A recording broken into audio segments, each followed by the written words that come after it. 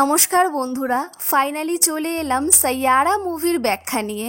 বন্ধুরা, তোমরা যদি আশিকি 2, সনম তেরি কসম, রকস্টার এমন ধরনের মুভি ভালোবেসে থাকো, দেন আমি হলপ করে বলতে পারি এই মুভিটাও তোমাদের ভালো লাগবে। মুভিটার মিউজিক এক কথায় জাস্ট অসাধারণ। আর নতুন অভিনেতা আহান পান্ডে এবং অভিনেত্রী আনিক পাড্ডার অভিনয় তোমায় বুঝতেই দেবে না যে এটা এদের ডেবিউ মুভি। নতুন অভিনেতা এরা। আমার ভীষণ ভালো লেগেছে এই মুভিটি। আচ্ছা, প্রথমেই বলে দেই 2 ঘন্টা 36 মিনিটের মুভি এটা। আর 8 থেকে 10 মিনিটের ব্যাখ্যায় স্বাদ পাওয়াটা একটু কঠিন, তবুও স্টোরিটা শুনে নাও। কিন্তু আমি বলবো এর সম্পূর্ণ স্বাদ নিতে পুরো মুভিটিকে একবার হলেও দেখে নিও। So without wasting any single time শুরু করছি আজকের এক্সপ্লেনেশন। সাইয়ারা মুভি শুরু হয় আর আমাদের হিরোইন বানি বাতরাকে দেখানো হয়। তার ফিয়ান্সে মহেশ বিয়ের দিন আসে না আর বিয়েটা ভেঙে দেয়। বানি এই ধাক্কাটা সামলাতে পারে না আর সে নিজেকে ঘরবন্দি করে রাখতো।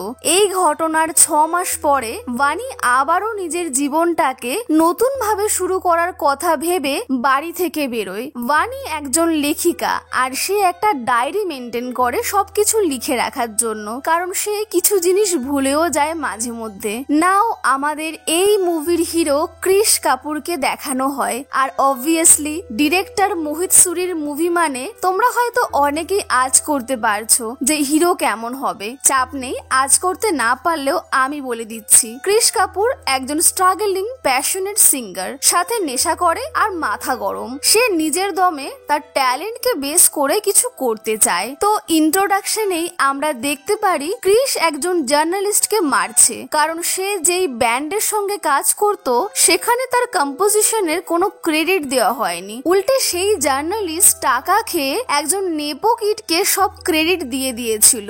বানি ভুলবশত তার ডায়েরি ফেলে এসেছিল। ক্রিশ বানিকে সেটা ফিরিয়ে দেয় আর ক্রিশ বানির লেখা দেখে খুবই ইমপ্রেস হয়েছিল। বানি অ্যাজ আ ইন্টার্ন জার্নালিস্ট হিসাবে কাজ শুরু করে। এদিকে ক্রিশ একটা ইমোশনাল ব্যাগেজও বয়ে নিয়ে যাচ্ছে, কারণ তার বাবা মদ খেয়ে মাতাল হয়ে থাকতো। তার ছেলেকে কোনো সাপোর্ট তো করতোই না। ক্রিশ ওই ঘটনার পরে ব্যান্ড ছেড়ে দেয়। এদিকে ডেস্টিনি বানি আর ক্রিশকে একসাথে নিয়ে আসে। বানির দরকার ছিল প্রিন্স নামে একজন জনপ্রিয় র্যাপ শিল্পীর এক্সক্লুসিভ ইন্টারভিউ, আর ক্রিশের লাগবে লিরিক্স, একটা গান কম্পোজ করার জন্য। তো ক্রিশ অলরেডি বানির ডায়েরির লেখা পড়েছিল, তাই তারা একসঙ্গে কাজ শুরু করে। প্রথম দিকে ওদের মধ্যে তর্ক লেগেই থাকতো, কারণ ক্রিশ একটু রুড আর বানি খুবই সোজাসাপটা নরম প্রকৃতির মেয়ে। তবে একসাথে কাজ করতে করতে ওদের মধ্যে ক্লোজনেস বাড়ে। বানির লেখা আর ক্রিশের সুর মিলে যায়, তৈরি হয় একটা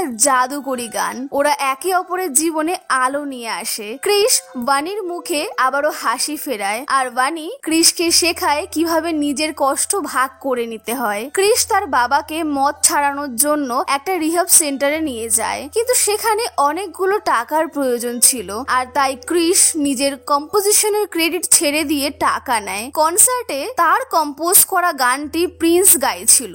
ক্রিশের মন খারাপ ছিল, কারণ এখানে প্রিন্সের জায়গায় তার থাকার কথা ছিল। তখনই সেখানে বানি আসে আর তারা কাছাকাছি চলে আসে। ওদের মধ্যে ভালোবাসা শুরু হয়। বানির কথায় ক্রিশ নেশা করা ছেড়ে দেয় আর সে আবারও আগের ব্যান্ডটা জয়েন করে। কিন্তু গল্পটা এখানেই থেমে যায় না। এখান থেকেই এই মুভির একটি টুইস্ট আসে। বানির স্মৃতি নিয়ে সমস্যা শুরু হয়। তার অ্যালজাইমার ডিজিজ ধরা পড়ে। ডাক্তার জানায় ওর মস্তিষ্কের একটা বিরল রোগ হয়েছে, ও ধীরে ধীরে সব ভুলে যাবে। বানি এই কথাটা ক্রিশকে জানাবে তার আগেই ক্রিশের একটা গান পুরো নেট দুনিয়ায় খুবই পপুলার হয়ে যায় আর তাড়াতাড়ি তার নাম ডাক ছড়িয়ে পড়ে চারিদিকে। বানি ক্রিশের এত খুশির খবরের মধ্যে নিজের দুঃখের সংবাদটা আর জানায় না। ক্রিশ তার কনসার্টের জন্য একদিন ফ্লাইট ধরবে, তখন সে ক্রিশের লাগেজ গোছাতে যায়, কিন্তু ক্রিশ আর বানি মিলে অলরেডি একবার লাগেজ গুছিয়ে রেখেছিল। বানি বুঝতে পেরে যায় এটা তার রোগের জন্য হচ্ছে, কিন্তু সে কোনোভাবে ক্রিশকে এখানে ম্যানেজ করে। ক্রিশ বেরিয়ে পড়ে তার কনসার্টের জন্য। বানি তাদের অফিসের পার্টিতে এসেছিল। সেখানে বানির আগের বয়ফ্রেন্ডও ছিল কাজের সূত্রে। বানির রোগের জন্য সে ভুলে যায় আর তার মনে হয় সে কদিন বাদেই মহেশকে বিয়ে করবে। মহেশ বানিকে সবার সামনে অপমান করে। বানি তার পার্সটা রেখে সেখান থেকে চলে যায়। ক্রিস বানিকে কল করলে একজন কলটা ধরে সব কথা জানায়। ক্রিস প্লেন না ধরে সেখান থেকে ফিরে আসে। ক্রিস ডক্টরের রিপোর্টটা দেখে ফেলে আর সে জেনে যায় বানির কি হয়েছে। ক্রিস বানিকে ছেড়ে দেয় না, সে বানির পাশে থাকে। ক্রিস বানিকে বলে মস্তিষ্ক ভুলতে পারে কিন্তু মন কখনো ভোলে না। তুমি একটা স্মৃতি ভুলে গেলেও আমরা 100টা স্মৃতি বানাবো। ক্রিস তার কেরিয়ারের পিক টাইমে ছিল কিন্তু সে তাও তার মিউজিক ভিডিও, বাইরে ট্যুর সব ক্যান্সেল করে বানির সঙ্গে সময় স্পেন্ড করতে লাগে। সে তাদের সব স্মৃতি ক্যামেরা বন্দি করে রাখতে লাগে কিন্তু তাদের জীবনটাকে আরো খারাপ করতে ক্রিসের বড় একটা মিউজিক কনসার্টে স্পন্সর হিসাবে মহেশ আসে। মহেশকে দেখে বানি আবারও তার সেই কষ্টের স্মৃতিতে ফিরে যায় এবং সে এই চাপটা না নিতে পেরে তার মধ্যে কনফিউশন তৈরি হয়। মহেশ এই সুযোগটাকে কাজে লাগাতে যায়, তখনই সেখানে ক্রিস চলে আসে আর মহেশকে মারধর করে। বানি যেহেতু তার অতীত স্মৃতিতে ছিল তাই সে কনফিউজড হয়ে ক্রিসকে অচেনা ভেবে তাকে ভিলেইন মনে করে ক্রিসকে সেখান থেকে যেতে বলে আর ভুলবশত আঘাতও করে ফেলে। বানি অজ্ঞান হয়ে যায়। ক্রিস খুবই কষ্টে ছিল। এই ঘটনাটা তাকে ভেঙে দেয়। ক্রিসের বাবা এখন সুস্থ তো তিনি তার ছেলেকে সান্ত্বনা দেন। এরপরে মুভির একটা স্যাড প্লট শুরু হয়। বানি ক্রিসের জন্য একটা সং লেখে আর বলে এই সংটা সবার মন ছুঁয়ে যাবে, এই সংটা কেউ কখনো ভুলতে পারবে না। সংটার নাম ছিল সাইয়ারা। বানিকে এরপরে আর খুঁজে পাওয়া যায় না। ক্রিস হন্যে হয়ে সব জায়গায় খোঁজে, সাথে বানির প্যারেন্টসও, কিন্তু বানিকে আর খুঁজে পাওয়া যায় না। এই ঘটনার 1 বছর হয়ে যায়, বানিকে তাও পাওয়া যায়নি। আর ক্রিস বানির সেই গানটা গেয়ে অনেক জনপ্রিয় এখন আর সব জায়গায় ক্রিসের গান চলছে। সে এখন ট্রেন্ড করছে ইন্টারনেটে। ক্রিস আজও তার গানের মাধ্যমে বানিকে খুঁজে চলেছে। ফাইনালি ক্রিসের গানে যেসব রিল তৈরি হয়েছিল সেইগুলো চেক করতে করতে বানির খোঁজ পাওয়া যায়। ক্রিস সব ছেড়ে বানির কাছে যায়। ক্রিস তার দিক থেকে